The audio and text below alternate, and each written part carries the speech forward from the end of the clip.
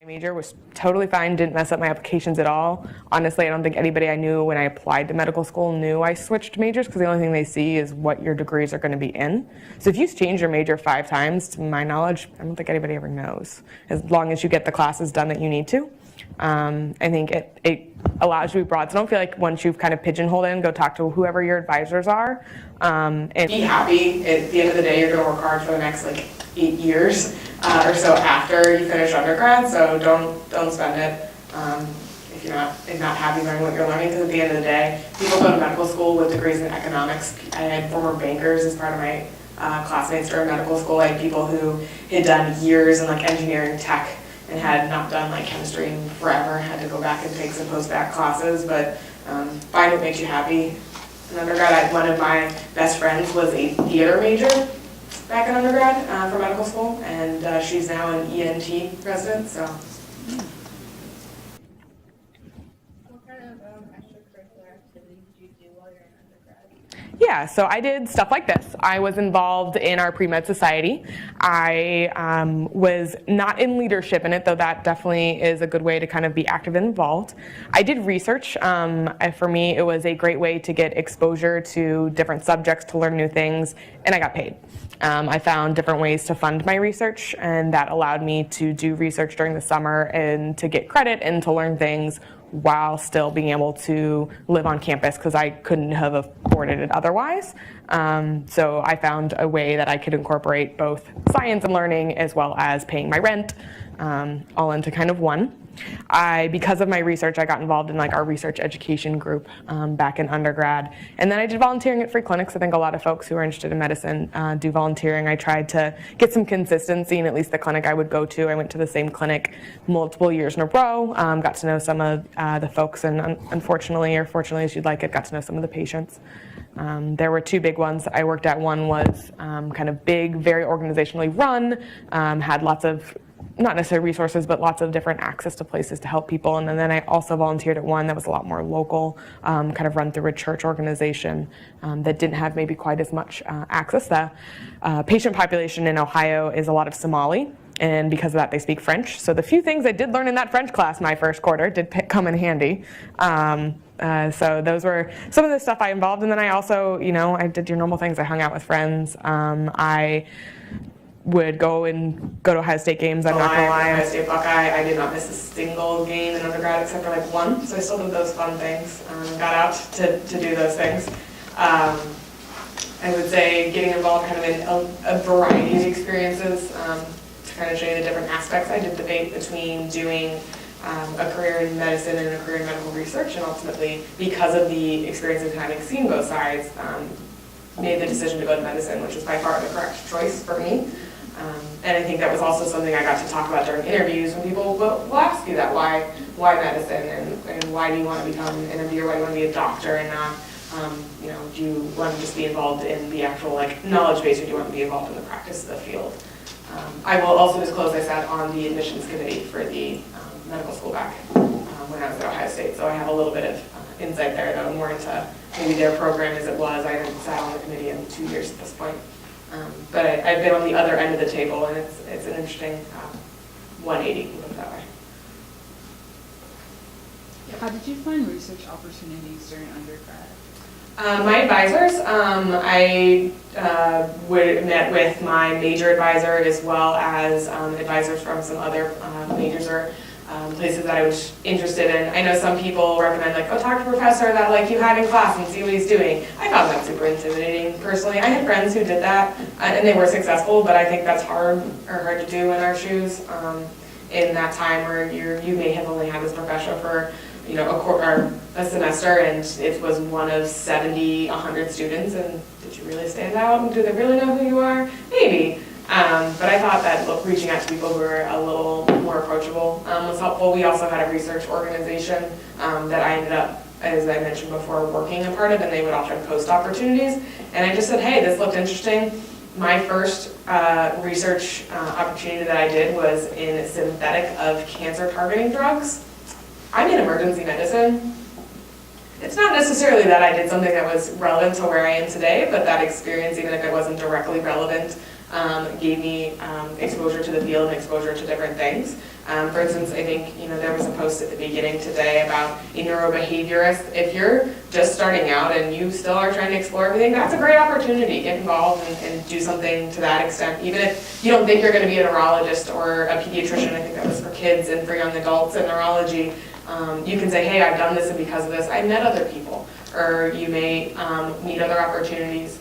Because of the work I had done in organic chemistry back when I did biosynthesis, actually got me my second research gig, which was I did inflammation and immunology, which was very more bio and a lot less chemistry. But they were super impressed that I could draw an organic structure.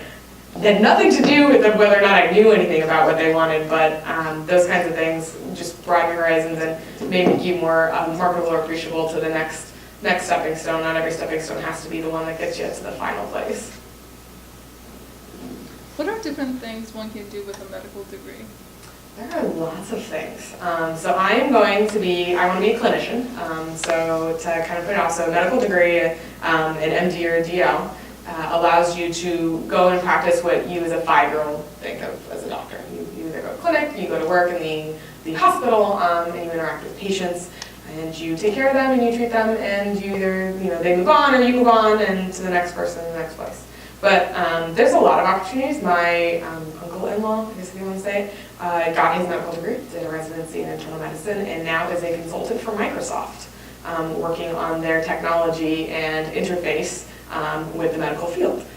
He has not touched a patient, I don't think, in many, many years, to my knowledge. I could be wrong, but to my knowledge. And so there's the opportunity to get your medical degree, pursue other things. I will say most people who go and get a medical degree, and again an MD or DL, most people still finish a residency, because that residency and that patient clinical experience and the having your license makes you more marketable in the field. People go and work for pharmaceutical companies, and some people go and do research and don't work in the clinical field anymore. Having the experience from residency, working with patients allows you to take that experience and say, what can I do to make those lives better? What can I do to make the process better? And people go and do research and don't necessarily go back into the clinical world of medicine. Those are just some of the limited opportunities. People go overseas as consultants, and you can work in military bases and be a clinician that way as well, and go and explore the world. Some people go to places like Africa and bring the knowledge that we have here, or go to places that are even underfunded Indian reservations and work either clinically or with social leaders there to help people understand about medicine and medical technology. Do you know anyone who pursued the DO track, and how is that different from So I think a third of my class, in my class I mean my intern class, graduated from DO schools as opposed to MD schools. For those kind of starting out, it is a medical doctorate versus a doctorate in osteopathic medicine. You'll often heard it referred to as allopathic or osteopathic. It's a term back from I think the 70s or 80s. There was a divide that I'm not quite as familiar with in medicine at that time, but osteopaths kind of went down a slightly different focus in terms of medicine, and at that time was more considered holistic and whole body person. I think you'll see nowadays most allopathic programs are of the same mindset. Most people have kind of met towards that one middle. I think there is some belief, whether it be true or not, I won't speak to that. Some of the MD schools are more competitive in terms of getting into than DO schools. That's not true for all of them. There are very, very good DO schools and MD schools that are also very new and starting out. The ultimate, at the end of the day, when you're trying to figure out where to go to, is to look at where those people place residence. Where their graduates end up going into, and some schools may prepare you better for a primary care setting to go into and follow and pursue that type of medicine, which would be your family medicine, your pediatrics, some internal medicine, and some OB-GYN is still considered primary care. And other programs will be, you'll see more competitive, and only to name names because people were referred, like Harvard. They're going to send folks maybe to more specialty programs like ENT and thoracic surgery. And some of that is the focus of the school, and some of that is the competitiveness of the schools. I will not represent any one single school as being better than the other. But I'll say that a portion of my program is from DO schools and a portion is from MD schools. And I think it's just a different kind of focus initially on how the schools were developed. I cannot speak to as much curriculum differences as I've only gone through one personally. So some of that you'll also be able to look at online and say, hey, this curriculum kind of meshes with what I want more, this focuses on what I want more. I personally, when looking at medical schools, wanted programs that were a little more integrated and had a little more clinical experience early.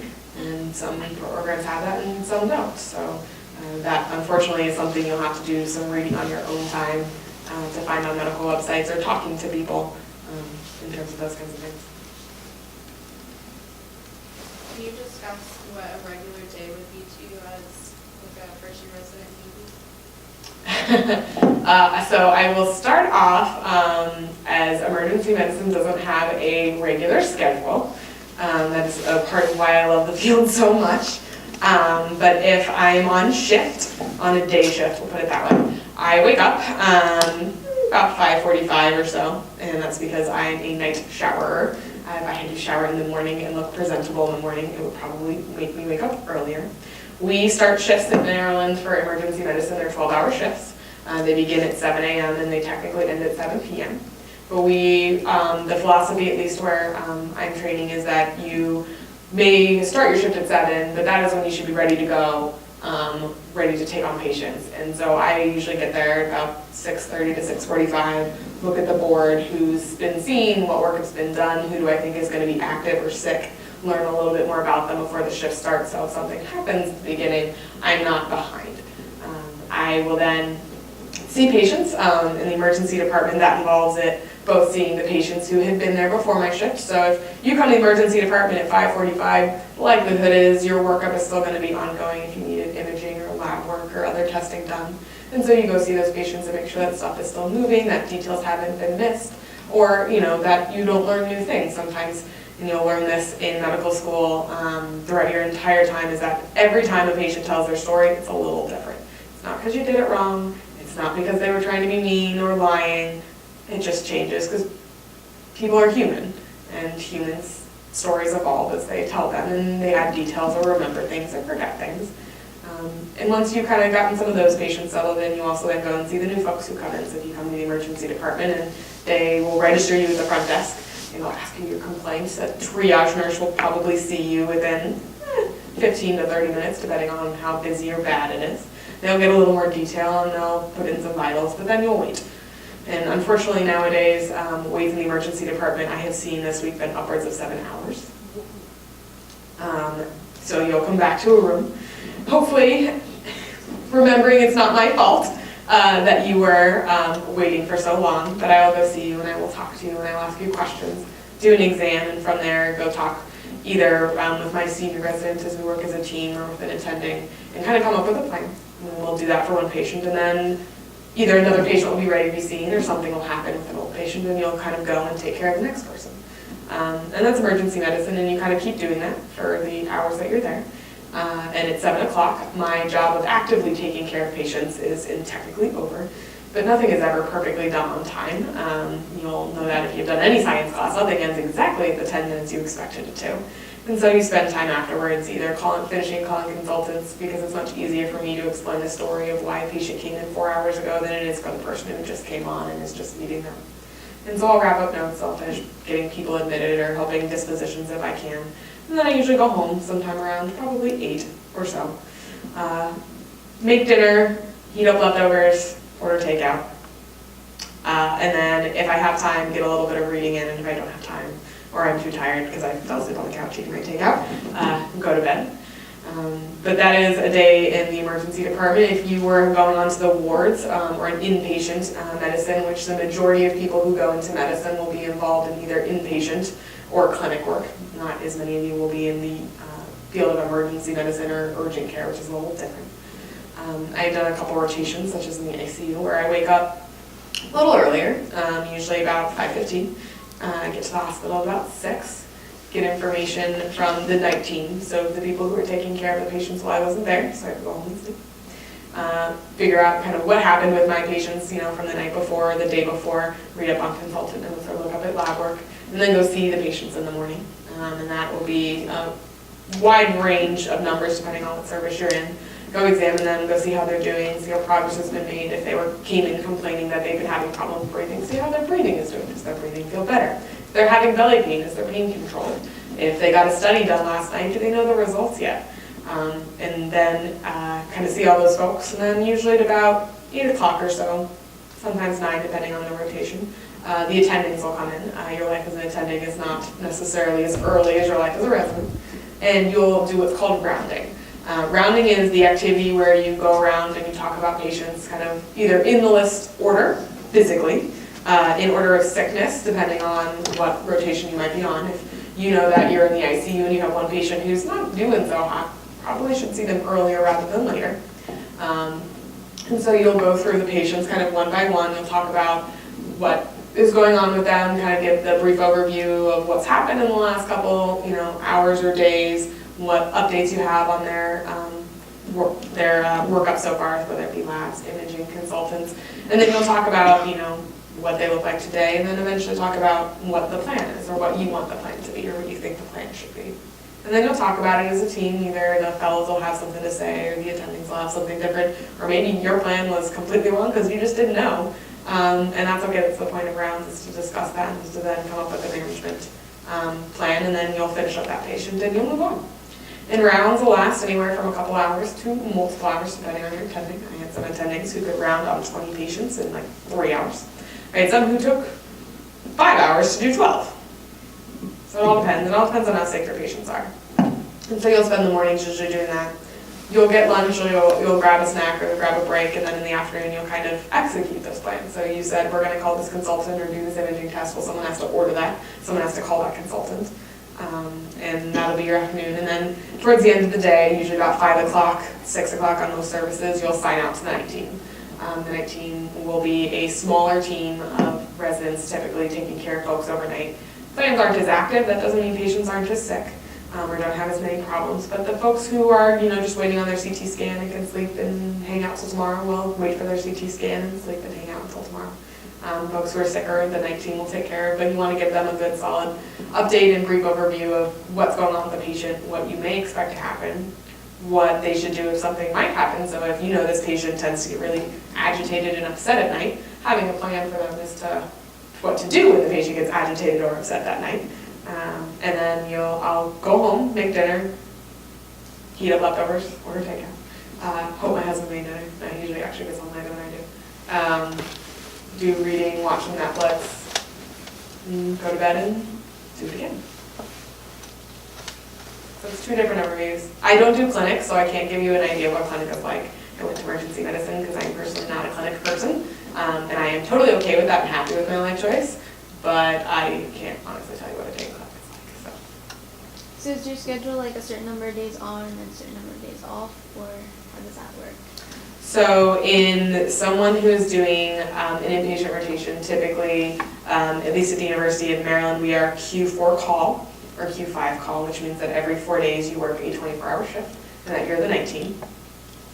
At different institutions, that will be different. Where I went to medical school, did not do 24-hour call for interns.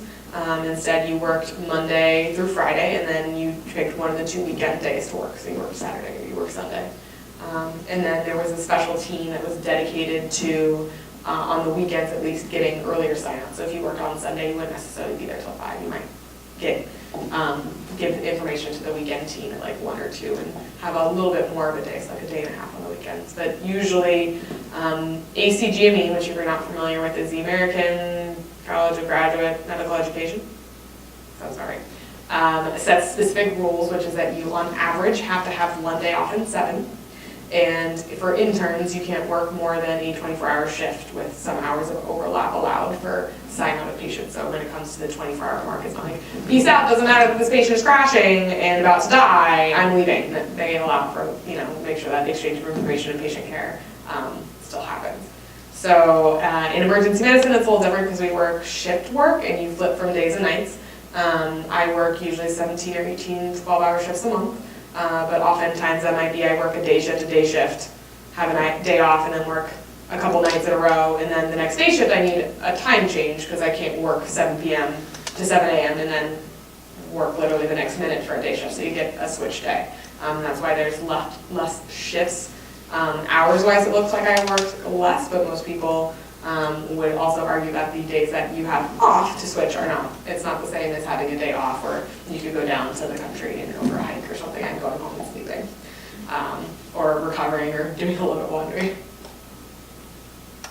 How do you find time to manage family life with your job? So I have a very understanding husband. I will say that having someone, he is not in medicine, he's a lawyer, but having someone who is understanding that I might come home if I have a really rough day in the emergency department, even though my shift ended at 7, I might not get home until 9, and I'm not cooking dinner. Like, it's not happening. There is no way on earth I'm coming home and preparing dinner that night. Even if he's also not getting home until night, we just accept that tonight is leftover night or frozen dinner night, and that's the way it's going to be. We try very hard, though not always 100% successful, is to have just a date night every week. Even if it's I come home from a shift and I know I work tomorrow, we're going out to dinner tonight. No one is cooking, no one is cleaning, and we're just going to have, a nice meal out. And it may be that he shows up in his suit from work and I show up in scrubs, and that's fine. But taking dedicated time where we want to spend time with just each other, whether that's your significant other, your kids, your dog, your cat. I have many co-interns with dogs. I admire them greatly because I can't imagine having a dog in taking care of one. But I have a friend who is an intern in emergency medicine. His wife is an intern in psychiatry. And they literally just make a schedule at the beginning of the week. This is when one of us will be home, and this is when the dog is going out. And it's your job to go home and let out the dog, even if you wanted to go have a drink or to go hang out with other friends. You have responsibilities. And so that's part of it, is scheduling ahead, whether that be a calendar. My husband and I have a joint calendar. And then the other thing, family-wise, my family's not here.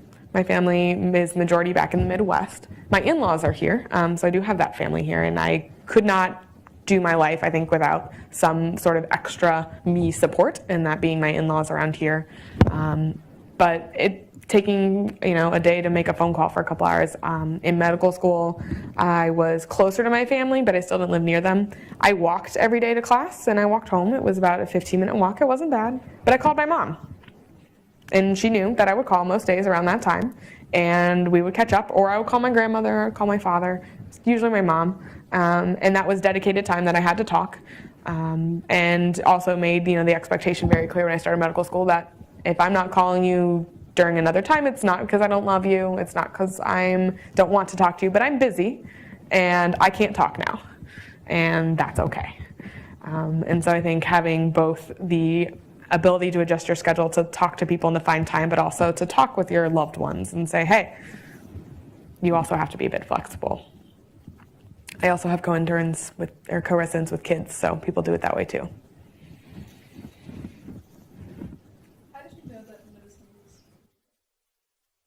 Yeah, so as I said kind of earlier, debated on going into medicine versus pursuing kind of a more research-based career. I knew I loved science. I will also disclose I'm a type 1 diabetic. I've known about science and those kinds of things since I was a little kid, and so I got interested in science very young, but not everybody does, I will point out. So I was involved in science stuff all through high school, knew I wanted to major in something sciencey, and liked chemistry, had really good mentors in chemistry in high school, and so I majored in chemistry.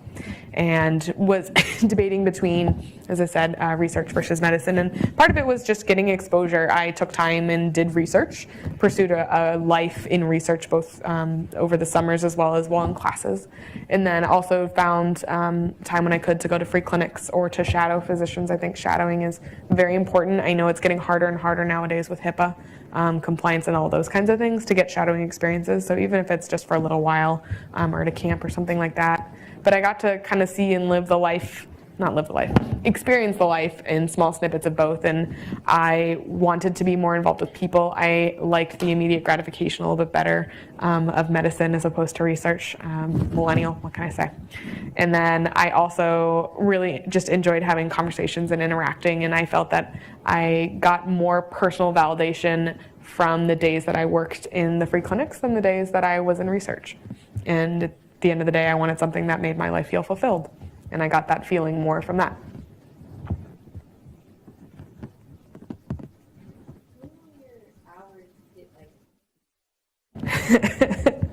So residency is probably, I think most people agree, one of the toughest parts of getting to training. And every step you take will feel like this is harder than what I was doing before. Medical school will feel harder than undergrad. Undergrad, for most people, at least by the end, it feels harder than high school. High school felt harder than middle school. Everything was harder than kindergarten, unless you were in kindergarten. And then, man, picking those colors was rough. But after residency, when folks become attendings, most people say that their hours get a little bit better, but you also have different pulls on your time, whether that be if you want to go into academics, you have obligations to departments or to research or to chairs, and I want to start a family. As I said, I'm pretty open, so those questions are also totally allowed and on the table. And I know that that will be another time pull. So while my work hours may not be as egregiously appearing or as long as appearing as they do now, there'll be other things to pull your time. And so I think having said that, having the ability to kind of balance your schedule and to be able to sometimes compartmentalize things and say, hey, now I'm focusing on something else. There'll be other things as opposed to work later on.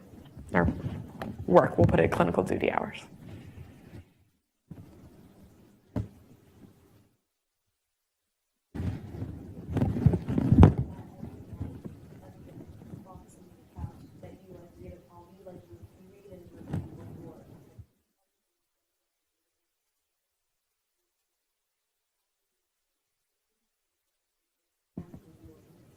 So my program director would love to hear that I read every single night.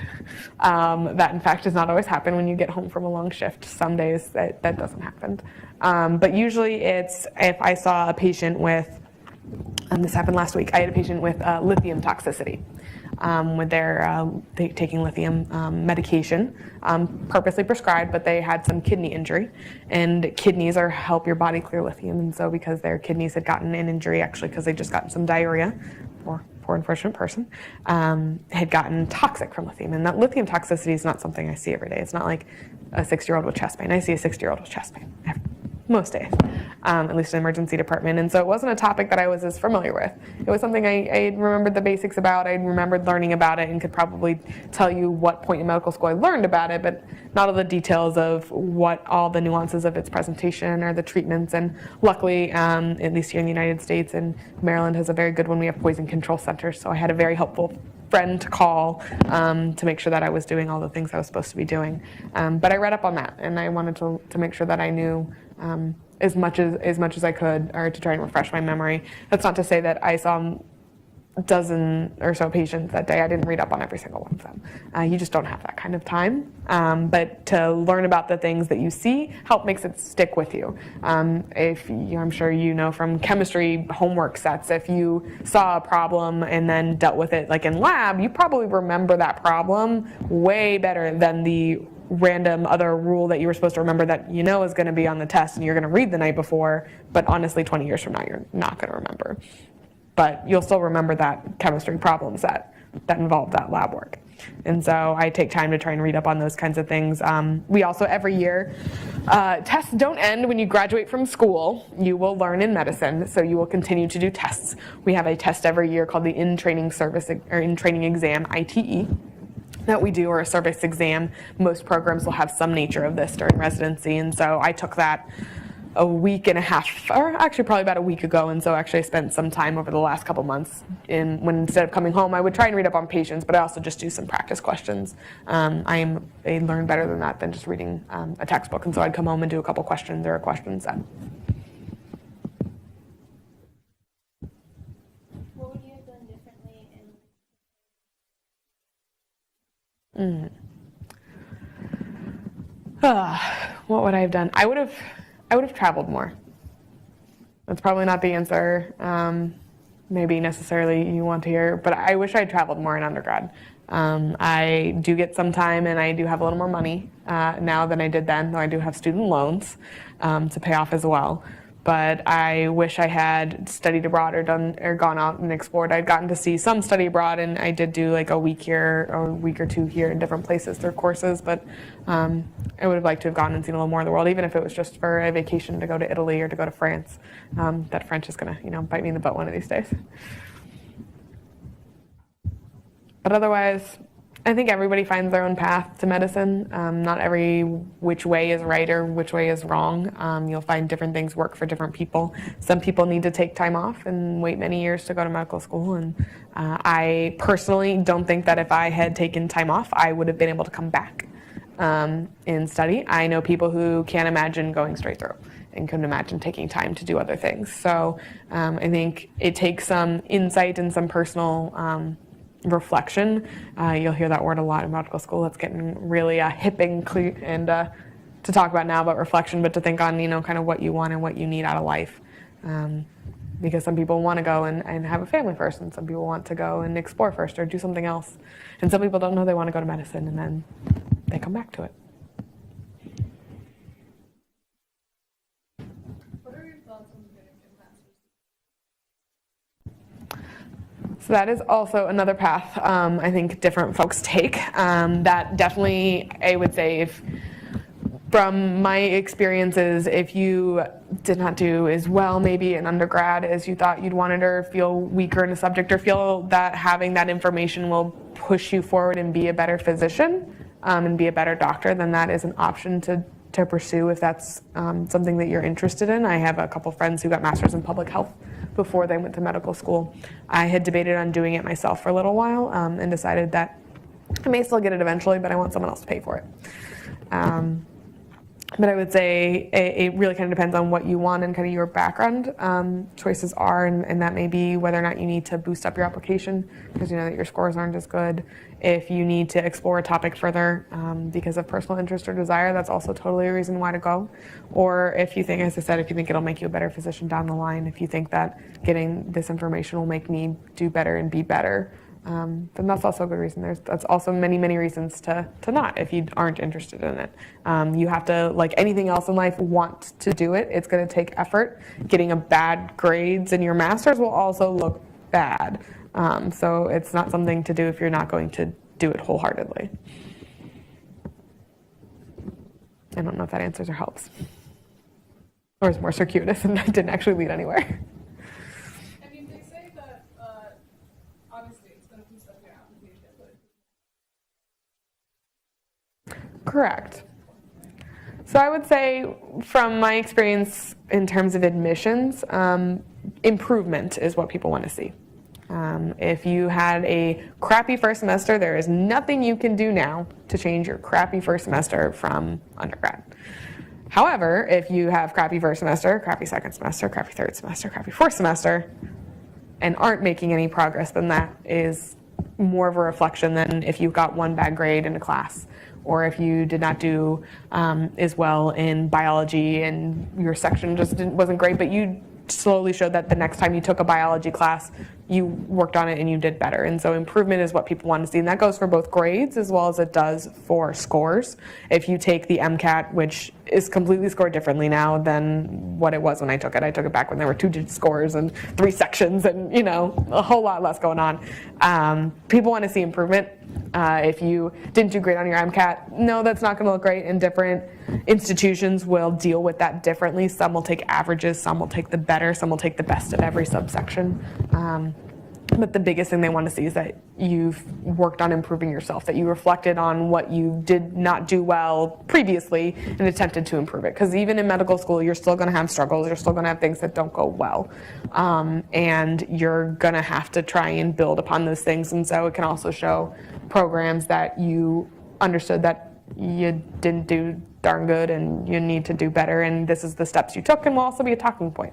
I didn't do as very well on my first clinical rotation my third year as I had done kind of subsequently, and I got asked about that. It wasn't that I had done poorly, I just wasn't to the level of what I had done on my other rotations, and it was like, hey, I was my first rotation, I had mistakes I made, I learned how to fix those mistakes, and look, I've done better since.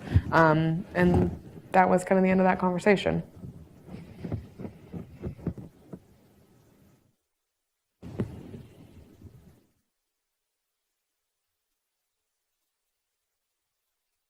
Yep. have you experienced burnout at all? And if you have, So burnout is you'll hear a very popular term nowadays, and you're hearing a lot of it with physicians getting burned out and burnout being kind of a epidemic within medicine. I can also attest that in addition to it being kind of a globally talked about epidemic, that there's also degrees and varying levels of it, both from very little burnout to I'm quitting the field and never coming back. I definitely felt probably what we considered classified symptoms of burnout during medical school, during some of those rotations my third year that were harder, back when my significant other at the time was 500 miles away, wasn't there to talk to, or was busy himself studying, and was frustrated or not as fulfilled by what I was doing. And you get in a rut, and you're frustrated and you're upset, and you're not maybe dedicating yourself to what you could or should be, or expected to be dedicating yourself to. And I think for me, trying to find in those moments where I wasn't being as personally fulfilled by what I was doing at work, was to find personal fulfillment other places. And some of that was the involvement I got in other activities in medical school. I got involved in public policy and worked on social determinants of health and gun policy in medical school. And when I couldn't find the fulfillment that I was looking for in my, for instance, I'm not a surgeon. I'm not going to deny that by any means I'm not a surgeon, but on my surgery rotation it was very difficult and very frustrating because I wasn't getting that same gratification out of things. I found gratification elsewhere. In medicine, I think balance is a lot of that, and it's not just balance of, oh, I'm going to go to this social event that's planned by the institution, once a month, but finding, gratification in other places, because there will be days where your patients are frustrating, or the institution of medicine is frustrating, or it's your staff is frustrating, or you're working with a senior resident and hey, like you guys just don't click, and it's gonna wear on you, and having another way or another place to find kind of fulfillment is how I think I've successfully and seen other folks successfully deal with it. People also find it and deal with it in different ways. And again, it's one of those, how have you dealt with the stresses in your life before? Some people do that by going to the gym and working out every day. It's not me, but I have friends who stopped going to the gym for a while in medical school, and you could see like they were frustrated and they were not up to the way they were their usual selves. And it just kind of take a, hey, like, I really don't like going to the gym, but hey, let's go to the gym tomorrow, and getting back into their routine and seeing the change in people when they found those things or did those things that brought them their stress relief or brought them that other fulfillment, their success in life.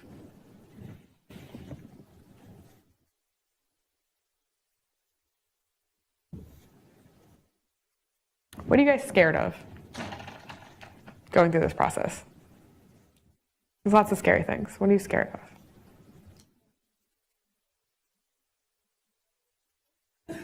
Okay, that's definitely a valid thing to be scared about. I'm not to say that anybody probably here has fears that aren't valid for multiple reasons, but it is getting more competitive. Tests are getting harder, and people are expecting more and more things. I think every day that I looked back at the application cycle when I was on the admissions committee, kept thinking to myself, how the heck did I get in? But don't worry, you will. And ultimately, I think it takes both being smart about your application, understanding your weaknesses. If you didn't do so great, showing that you've found improvement or ways to improve, or knowing that, hey, I can't apply to just 5 Ivy League medical schools and not apply to other kinds of programs. There are people who could probably get away with that. Say the average person applying probably can't. And knowing those kind of limitations of yourself and of your application. And sometimes that takes honesty and talking with your advisors and getting someone's insight who's not willing to hurt your feelings to look at your application. I think having someone who will be honest with you, not just the people. It's easy to go to people who will pat you on your back or shake your hand and say, hey, you're doing a great job.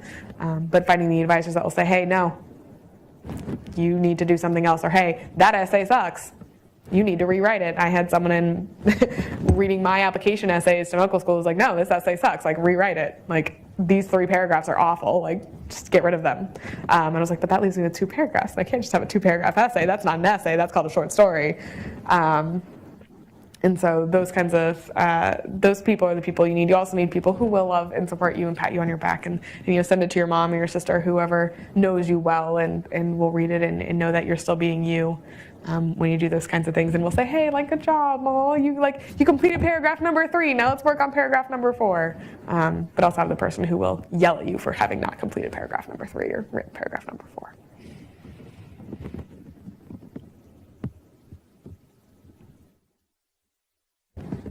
Yep.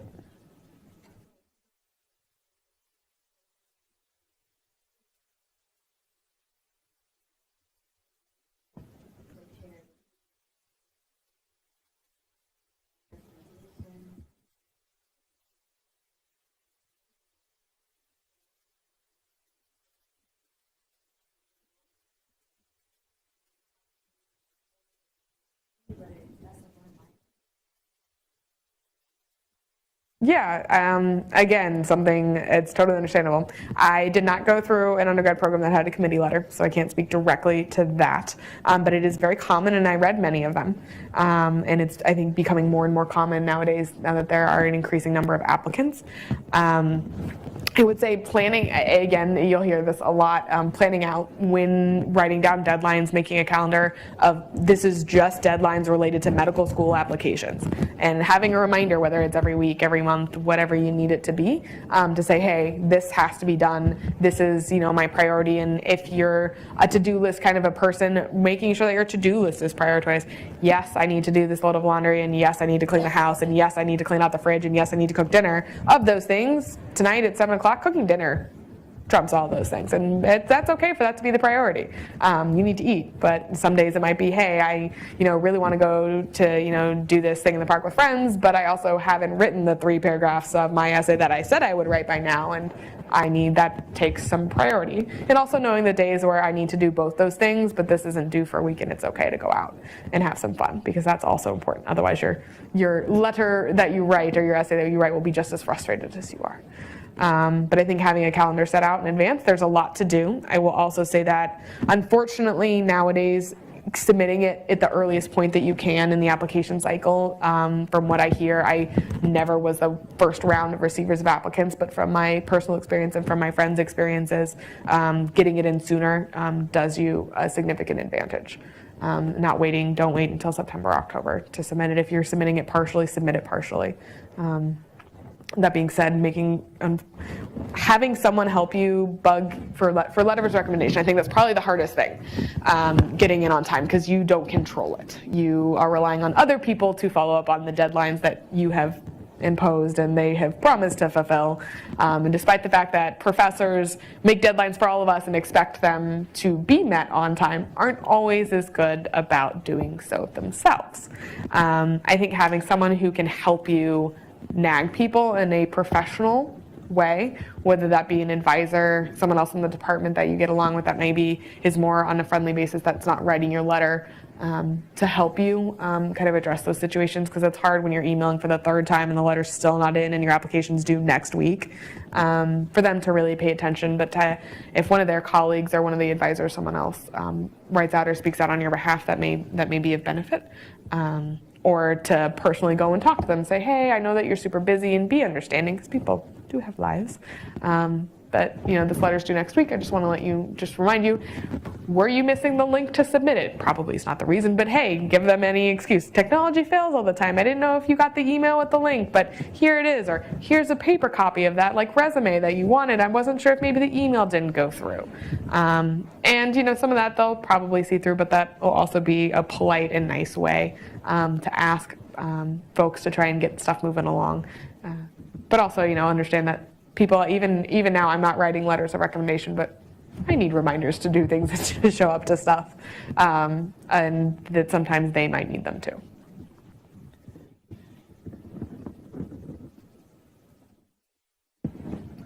Can you talk about the mentors that you had? Yeah.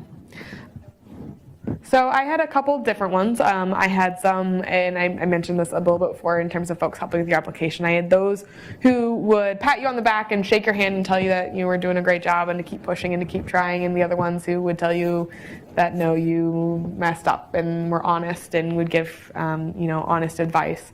And so I had advisors both from classes, from folks that from professors who I had smaller classes with, who I got along with or had a good experience with, and would talk and ask them for advice. And then I had other people with advisors that are like pre-department assigned. I was a chemistry and a microbiology major.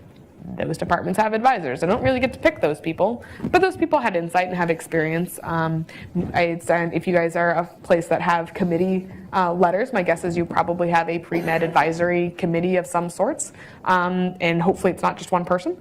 If it is, it may be, and you may not have a choice, and sometimes that's who it is. But talking with them, and they may be able to even point out themselves to people that they think have been helpful. And then finding, I would say if you're interested in medicine, finding someone in medicine, whether that be family, whether that be a friend, whether that be a physician you shadowed, someone who has gone through it, who has a different outside non-college professor perspective, both on life and expectations, because the people who are going to be teaching you in medical school predominantly will be clinicians or people more involved in the medical community. And so I think both a variety as well in terms of topic as well as support level and type are important. I know that I am probably approaching the time of which I was told. I also know that you guys have classes and it sounds like exams coming up, which I do not envy you. Thank you.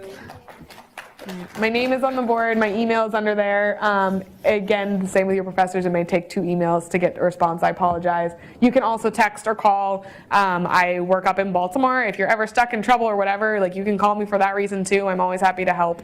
And then again, I do not represent the views of the University of Maryland, the University of Maryland Department of Emergency Medicine, or any of the application committees of which I have previously sat.